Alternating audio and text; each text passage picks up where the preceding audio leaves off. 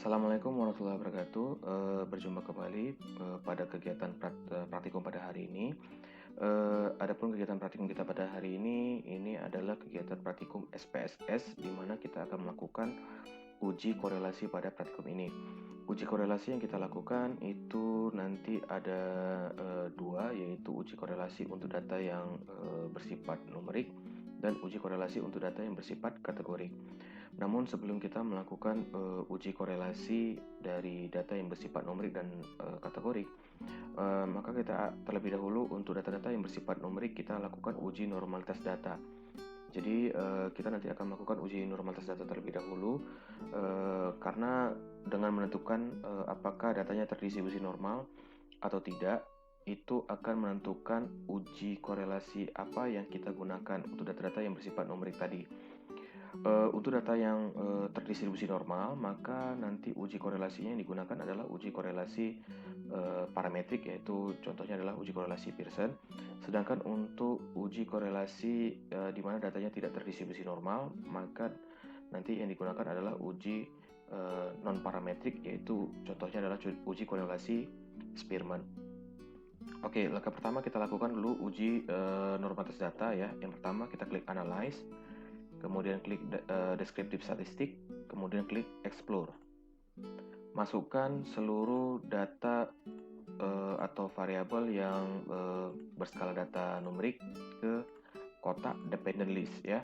Kenapa hanya data yang bersifat numerik atau berskala data numerik saja kita masukkan atau kita analisis? Karena data yang bersifat numerik itu belum tentu data yang numerik itu memiliki distribusi data normal. Maka perlu kita uji dulu apakah normal atau tidak. Sedangkan untuk data yang berskala data atau bersifat kategorik, itu dia sudah pasti datanya tidak terdistribusi normal. Oke, kita kemudian langkah selanjutnya kita centang atau klik plots, kemudian kita klik kotak plots ya, kemudian kita centang normality plots with test. Kalau sudah kita klik continue, dan bila sudah kita klik OK.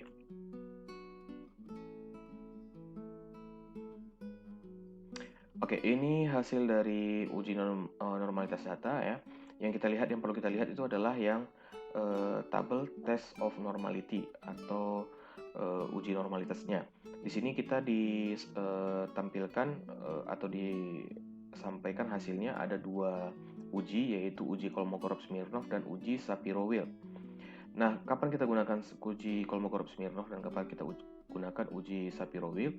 Kalau datanya atau responden yang kita gunakan atau data yang kita gunakan itu respondennya berjumlah lebih dari 50 atau beberapa referensi mengatakan lebih dari 40, maka uji yang kita gunakan adalah uji Kolmogorov-Smirnov.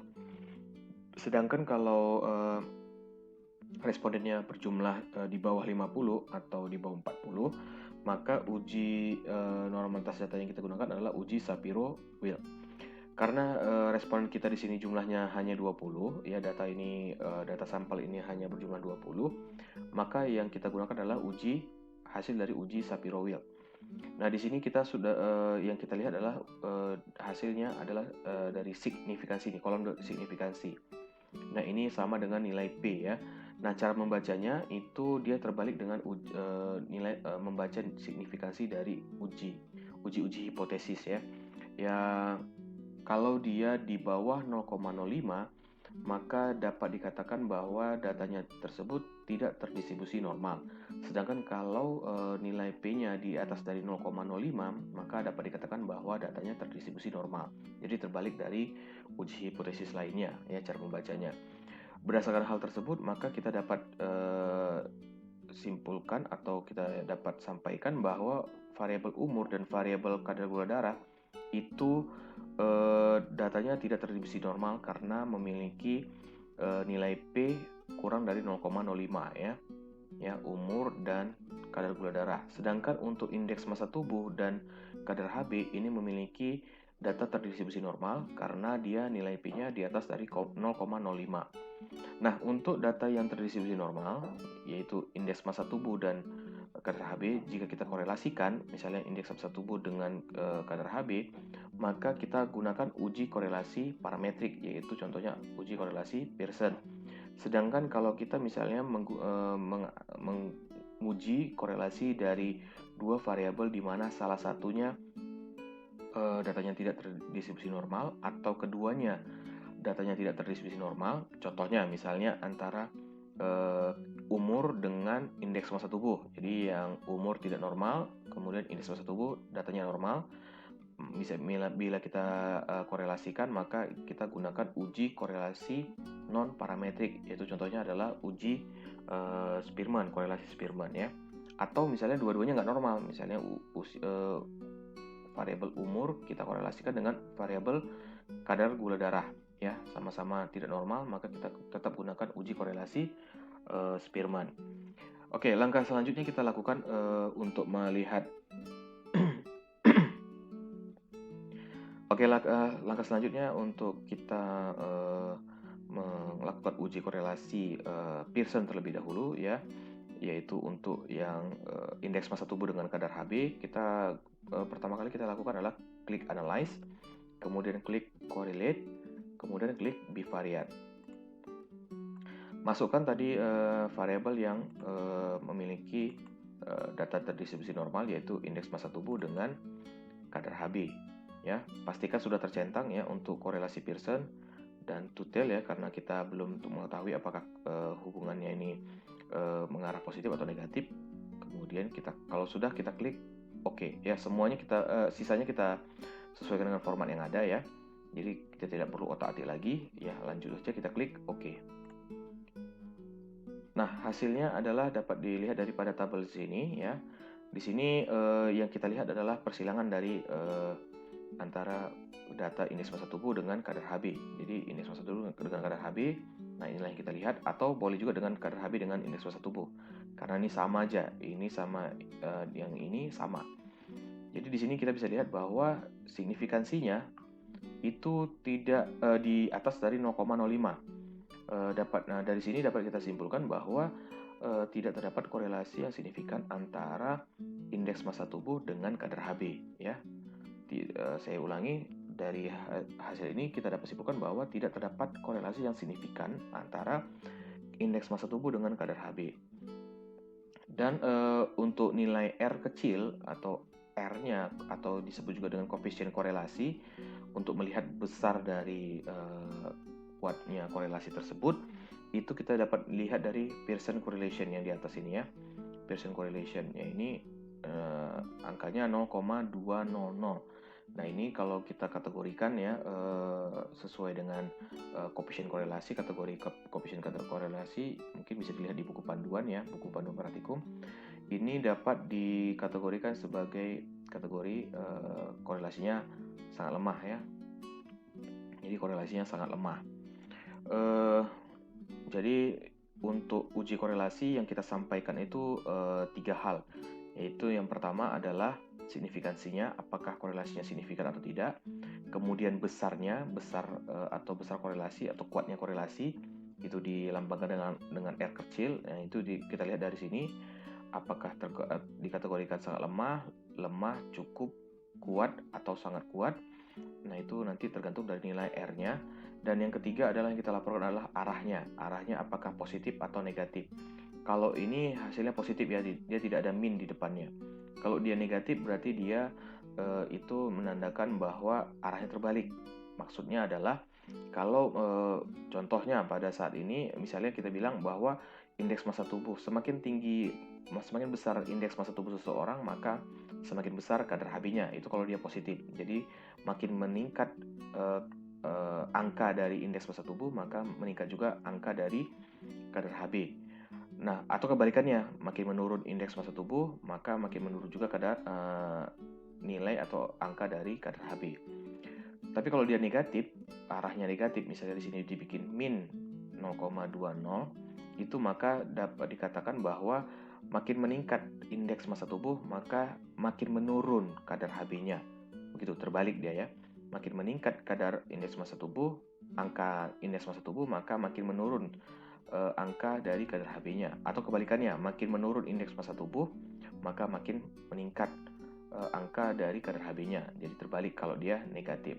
Ini sekarang ini kondisinya adalah positif, maka kita tetap dapat katakan bahwa makin meningkat angka indeks massa tubuh, maka makin meningkat kadar Hb-nya. Walaupun di sini didapatkan korelasinya tidak signifikan, bahwa dapat dikatakan bahwa tidak terdapat korelasi pada hubungan dari dua variabel tersebut. Oke, selanjutnya kita melakukan uji korelasi untuk yang non-parametrik ya, yaitu data yang tidak terdistribusi normal. Maka pertama kita lakukan adalah analyze, ya sama juga seperti yang tadi, correlate, kemudian bivariate. Nah, kemudian kita keluarkan ya, salah satunya misalnya kita masukkan IMT dengan tadi yang tidak normal adalah, kita keluarkan dulu sebentar ya.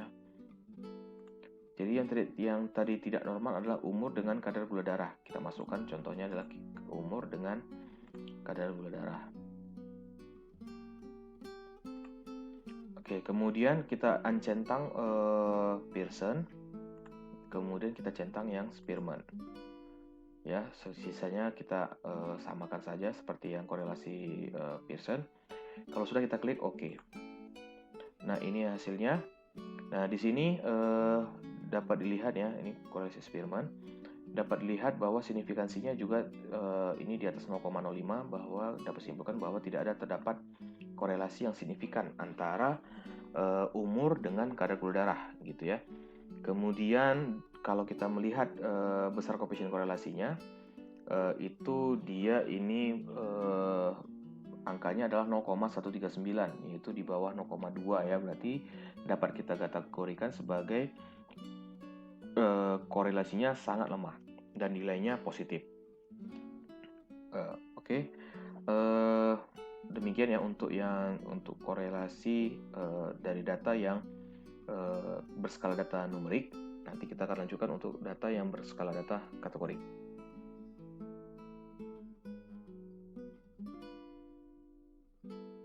Oke, selanjutnya kita akan melakukan uji korelasi untuk data yang bersifat kategori. Nah, sebelumnya saya ingin menyampaikan bahwa untuk korelasi untuk data yang bersifat kategori, itu yang kita korelasikan adalah variabel yang berskala data ordinal dengan variabel yang berskala data ordinal. Jadi harus korelasinya ini harus ordinal dengan ordinal, begitu ya. Kalau memang mau nominal dengan ordinal atau nominal dengan numerik, ya itu bisa juga, tetapi nanti kita menggunakan uji korelasi eta. Dan itu mungkin kita tidak lakukan di praktikum sekarang karena dia membutuhkan ada perhitungan tersendiri, ya. Dan untuk yang kita lakukan pada kali ini itu adalah uji korelasi gamma dan uji korelasi Somers-D. Untuk uji korelasi gamma itu dilakukan untuk variabel antara variabel ordinal dengan variabel ordinal. Namun satu variabel ordinal tersebut itu memiliki jumlah kategori yang sama di antara keduanya. Saya contohkan misalnya kategori umur ini memiliki 3 kategori, ya, ada remaja, dewasa muda, dan dewasa. Dan kemudian untuk IMT juga 3 kategori. Nah, ini juga normal, berlebih, obesitas. Nah, kalau dia sama-sama ordinal dan jumlah kategorinya sama, maka kita dapat menggunakan uji korelasi gamma. Sedangkan kalau misalnya kita, ya, contohnya ada KGD, ini memiliki 2 kategori ya, tidak normal dan normal.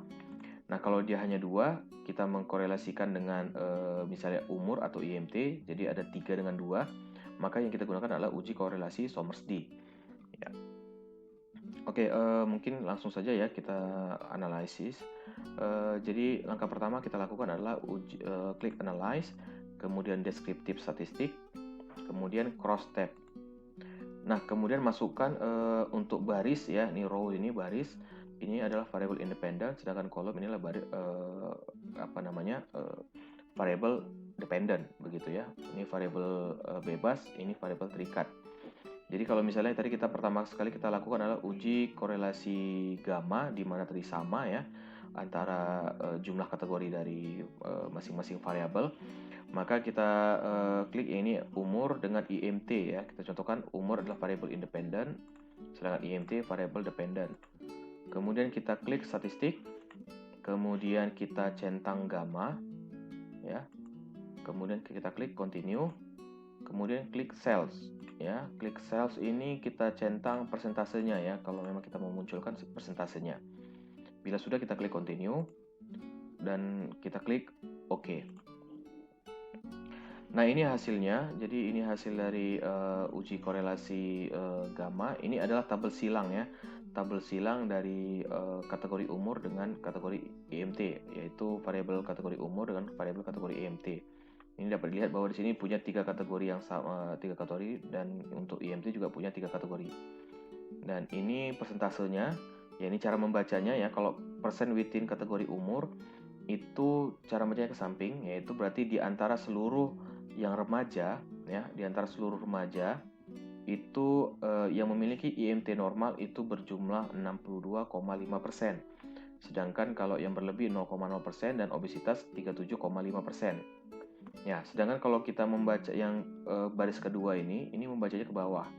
Jadi persen within kategori IMT ini bisa kita baca adalah di antara seluruh yang punya kategori IMT-nya normal, itu yang remaja berjumlah 55,6%, sedangkan yang dewasa muda itu 44,4% dan yang dewasa 0,0%. Begitu cara bacanya. Dan untuk yang persen total itu berarti seluruhnya. Ya, cara bacanya seperti ini. Di antara seluruh responden yang memiliki umur remaja dan IMT-nya normal itu 25%. Kemudian untuk remaja yang memiliki IMT berlebih itu 0%.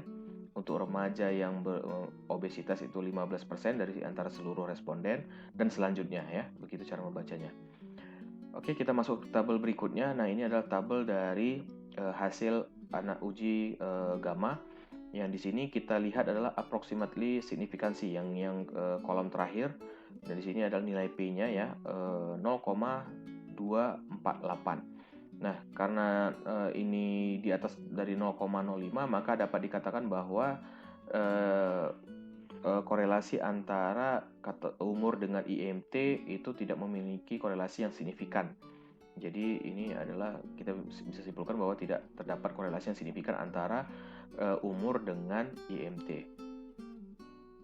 Oke, selanjutnya kita lakukan uji korelasi Sommersby. Yang pertama kita lakukan adalah klik Analyze, kemudian klik Descriptive Statistik, kemudian klik Cross Tab. Ini kita keluarkan terlebih dahulu, ya. Jadi untuk yang tadi yang kategorinya yang cuma 2 itu KGD, ya. Jadi misalnya kita contohkan apakah IMT itu mempengaruhi terjadinya peningkatan KGD atau normal tidaknya KGD, ya, gitu, ya. Jadi variabel independennya adalah IMT dan variabel dependennya adalah kategori KGD. Nah, tadi kita tahu bahwa IMT ini punya 3 kategori, yang ini KGD punya 2 kategori, gitu, ya. Nah, untuk statistiknya kita klik Sommersby, ya. Kita klik Sommersby, kemudian klik Continue. Sales-nya kita samakan saja seperti yang tadi. Ya, kita lanjutkan saja. Kemudian bila sudah, kita klik OK. Nah, ini hasilnya, ini tabel silangnya, ya. Bacanya sama seperti yang tadi, ya. Bisa dipraktekkan nanti cara membacanya seperti apa. Dan yang untuk hasilnya adalah yang di tabel berikutnya, tabel ketiganya. Tabel ketiga ini dapat kita lihat di sini ada kita lihat adalah yang kolom terakhir, ya, tabel dari kolom terakhir, yaitu approximately signifikansi. Nah, ini di sini ada 3 angka, ya. Nah, ini bisa kita lihat ada simetrik, apakah simetrik, sama kedudukannya, apakah dia IMT sebagai variabel dependent atau KGD sebagai dependent. Kita tentukan tadi kan bahwa KGD sebagai variabel dependent, ya. Nah, jadi makanya kita baca adalah yang di nilai terakhir. Nilai terakhirnya ini adalah signifikansinya P-nya 0,503. Di sini dapat kita simpulkan bahwa tidak terdapat korelasi antara IMT dengan KGD, begitu, ya. Tidak terdapat korelasi yang signifikan antara IMT dengan KGD. Nah, kalau di sini nilai R-nya di mana? Nah, kalau nilainya nilai koefisiennya itu kita lihat dari sini, ya. Ya, 0,109 itu nilai R-nya atau nilai koefisiennya dari uji Sommersby-nya. Sama juga tadi seperti yang untuk di uji korelasi gamma itu nilai R-nya adalah yang di sini ya, nilai value-nya ini. Oke. Oke, mungkin itu saja praktikum kita pada hari ini. Jadi saya simpulkan bahwa kita telah melakukan 2 uji, yaitu uji korelasi untuk data yang numerik dan uji korelasi untuk data yang kategorik. Di masing-masing uji tersebut kita mempraktekkan 2 uji, yaitu uji korelasi Pearson dan Spearman untuk yang data uji korelasi numerik, data yang bersifat numerik, kemudian uji gamma dan Somers-D untuk data yang bersifat kategorik. Demikianlah praktikum kita pada hari ini. Saya harapkan dapat diaplikasikan dan dapat dipraktekkan ya secara mandiri. Lebih dan kurang saya mohon maaf. Akhir kata saya ucapkan alhamdulillahirabbil alamin. Assalamualaikum warahmatullahi wabarakatuh.